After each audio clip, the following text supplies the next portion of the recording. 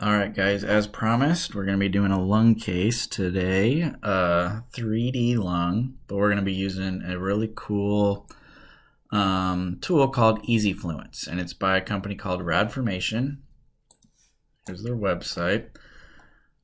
Check it out. I'm not going to go through all these products. Today we're going to be going over EZFluence, but if you're an Eclipse user, you should know about this company. They're doing some really cool things, and I think they'll be a part of Eclipse's future moving forward.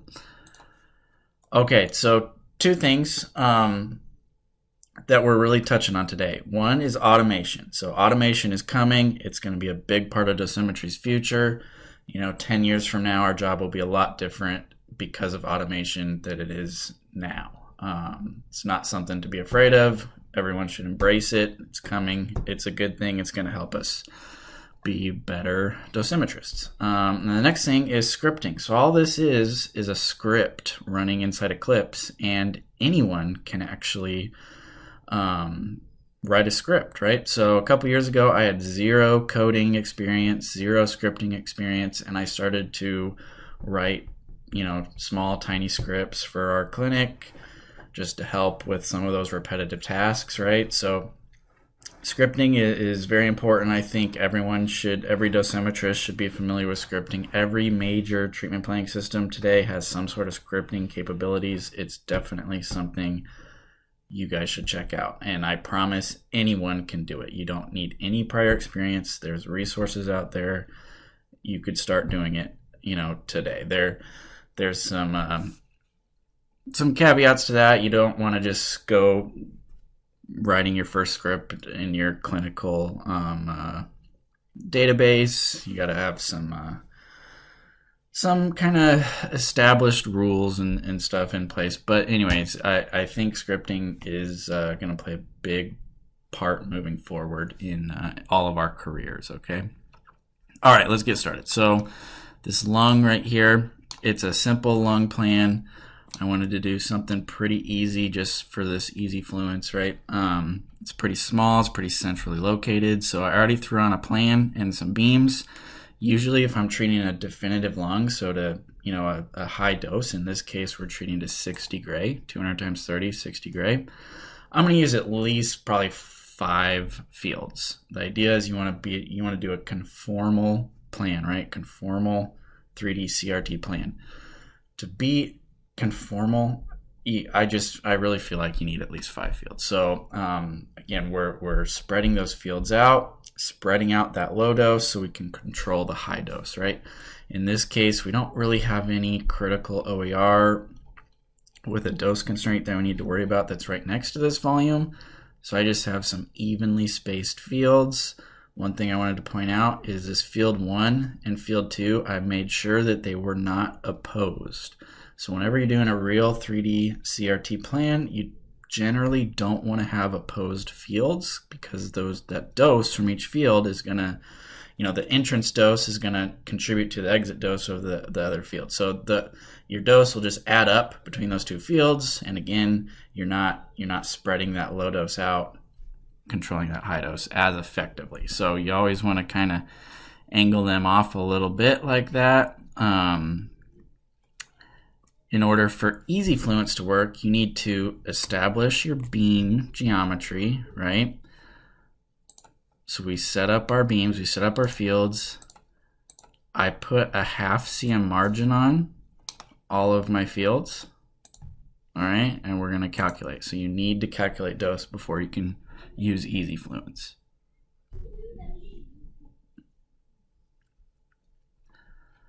All right, so you do not have to mess with your field weight. EZFluence will do it for you. What you can do, though, is if you want to, you can adjust your field weight, and you can still do what I showed you guys last semester in class, where you can adjust your, let's make that a different color, where you can adjust your block margin, to get your plan more conformal. You could still do that, and it'll just come up. You'll you'll have a better plan in the end for it. It's the same exact concept. So we can adjust our block margin. Excuse me. So right here, our 100% line is extending outside of our PTV. So before doing this, I would want to adjust my field weight, right? But let's pretend I did that. Then I would adjust my block margin. So I would shrink my margin where my 100 is spilling out. I'd maybe open it up where I don't quite have enough coverage, right? You can do that for all your fields and really come up with a very, very conformal dose by adjusting those block margins, right? So you could do that for all 5 fields. So I really highly suggest that you still do that. You still adjust your field weight and adjust your block margins to get a really, really conformal plan before you use EZFluence. But not super necessary. Either I throw on a half cm margin. Maybe we could, try 3 millimeters or something less than that too. So just throwing that out there as a little pro tip for you. All right, to use EZFluence, like I said, you need to throw your beams on, you need to establish your block margins, you need to calculate your fields. Next, we're going to come up to Tools, Scripts. It's going to make you save your plan before you run a script. And then we're going to try this EZFluence script right here. So I'm going to highlight it and click Run. And for those of you who have not used this tool before, prepare to have your minds blown. I'm sure a couple of you have used this tool before, but for those that haven't, it really is pretty slick. So I'm going to modulate all 5 fields. So you want to basically leave all 5 fields checked. Click Apply.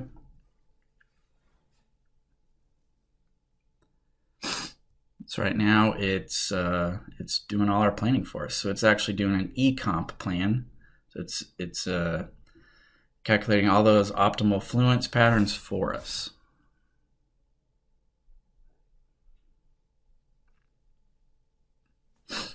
And it is done. There you go. So it actually adjusted our field weight for us. So it optimized our field weight for us, and it optimized fluence for us. Okay. What it does not do, like I said, is it does not adjust your gantry angles, and it does not adjust your block margin, okay, your initial block. So you want to do that ahead of time. Once you get in here, what I like to do is you can come straight up here and set your coverage that you want, right? So usually I want the dose to 95% of my target to be 100%.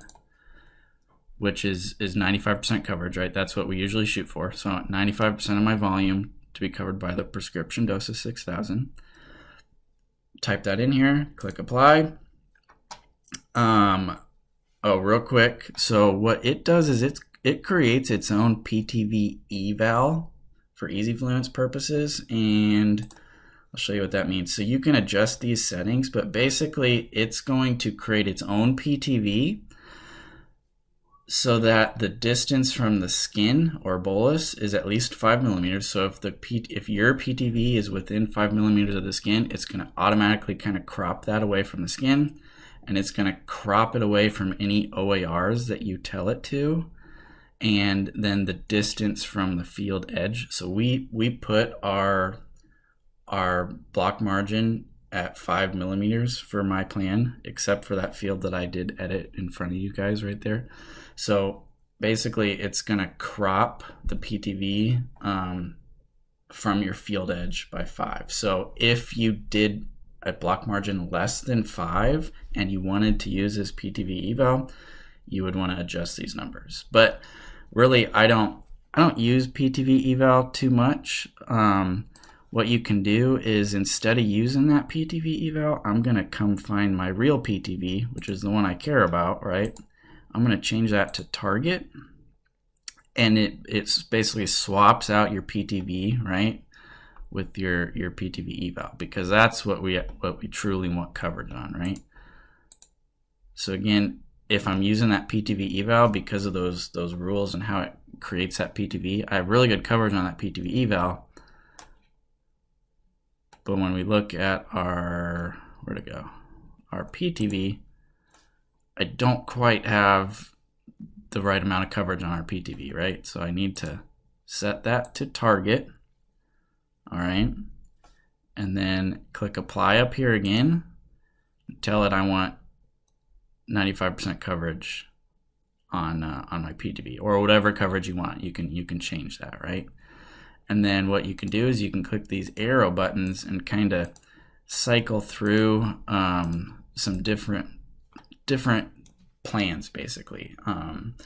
So it gives you these blue shaded lines right here. So you can kind of, it does like 4 plans basically. And so you can cycle through those 4 plans, pick the one you like best, okay?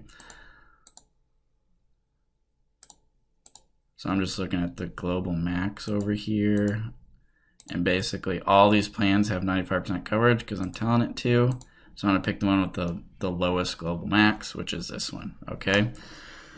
And that's it, guys. I mean, it is as simple as that. So my max, global max, 108.6, perfectly acceptable.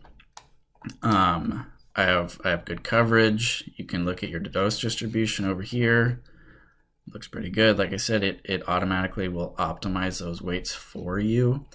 If you did look at your dose distribution and you decided, hey, I really do want more weight coming, you know, from this field or something like that. So I can look at that field. So field 1 is this field right here. I can just tell it like, hey, I want some more dose to come from you. You click apply, and now it's gonna, you know, basically lock that field weighting that you just established in, but it's gonna re-optimize your fluence patterns, okay? So you can adjust your dose, you know, by doing that. If I click reset, it'll go back to how it was before, which looked pretty good, right? This looks pretty good. Can't really complain about that.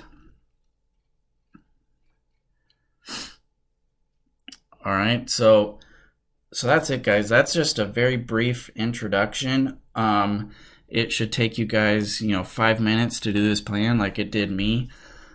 I want you guys to, you know, play around with this software. It's really neat. Play around, play with all the buttons.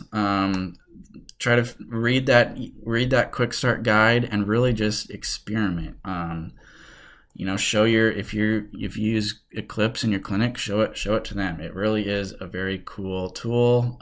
You don't have to only do it on this lung plan. Pull up some last semester plans and do it on there. I just really wanted you guys to be able to experiment with this because it's very, very neat.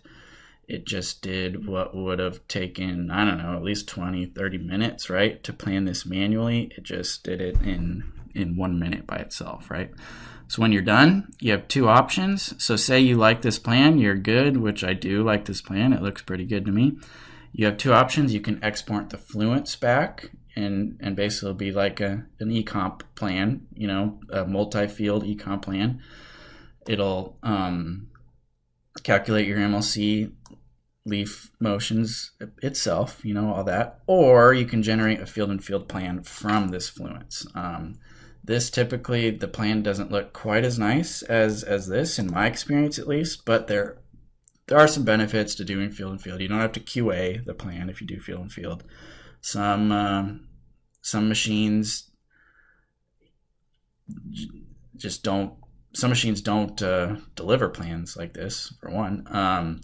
Some clinics just still like field-in-field. So, you know, nothing wrong with this option. I'm just saying if you have the ability, you're probably going to export Fluence. So we'll just do that for this video. Export Fluence. This warning, it tells you right here that sometimes Eclipse, basically sometimes there will be a pop-up window that kind of comes up with Eclipse, and you have to keep an eye out for that. If you feel like it's taking forever or something like that, then you just come down here and just click on all your Eclipse windows basically and look for a pop-up.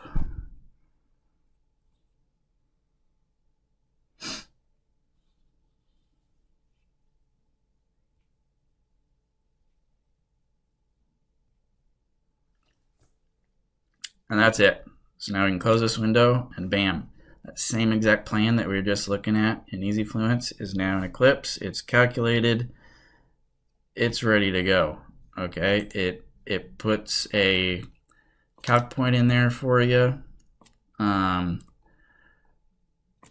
You can see you have your fluence down here. If you open those up, you can look at your MLC patterns. You can play those and see what they look like. That's it, guys. You can see for field 1, I did adjust that initial block margin, right? So it kept that, right? It stayed exactly how I put it. But if you notice, if we look at some of these other fields like this one, we could have done a little bit better job and maybe produced a little bit better plan if in the beginning we adjusted those block margins. Okay?